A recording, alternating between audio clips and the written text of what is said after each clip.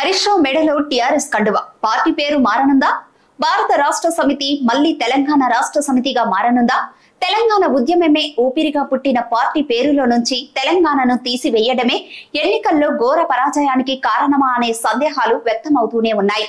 ఈ క్రమంలోనే BRS senior నేత తన్నీరు హరీష్ రావు తాజాగా టీఆర్ఎస్ కండువా వేసుకోవడం, పార్టీ పేరును బీఆర్ఎస్ నుంచి మళ్లీ టీఆర్ఎస్ గా మార్చుతారు అనే వాదనలకు మరింత బలం చేకూర్చుతోంది.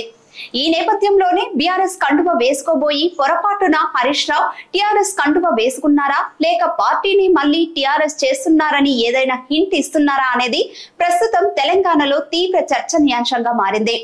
తాజాగా సంగారెడ్డి జిల్లా పటాన్ చెరువులో నిర్వహించిన బీఆర్ఎస్ కార్యకర్తల సమావేశానికి హరీష్ రావు హాజరయ్యారు. అయితే ఆ సమావేశంలో ఆయన టీఆర్ఎస్ కండువ కప్పుకోవడం ప్రస్తుతం చర్చకు దారితీసింది. అయితే అదే గతేడాది జరిగిన తెలంగాణ అసెంబ్లీ ఎన్నికల్లో కారు పార్టీని కోలుకోలేని దెబ్బ తీసిందనే విమర్శలు వెల్లువెత్తుతున్నాయి.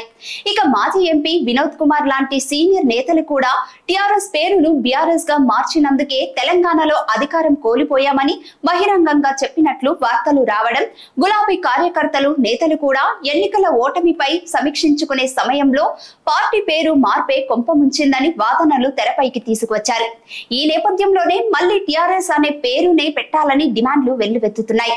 ఇలాంటి పరిస్థితుల్లో కేసీఆర్ కు స్వయాన మేనల్లుడు, పార్టీలో సీనియర్, పార్టీ పెట్టినప్పటి నుంచి కేసీఆర్ వెన్నంటే నడిచిన హరీష్ రావు బీఆర్ఎస్ కండువ కాకుండా టీఆర్ఎస్ కండువ వేసుకోవడం పలు అనుమానాలకు తావిస్తోంది.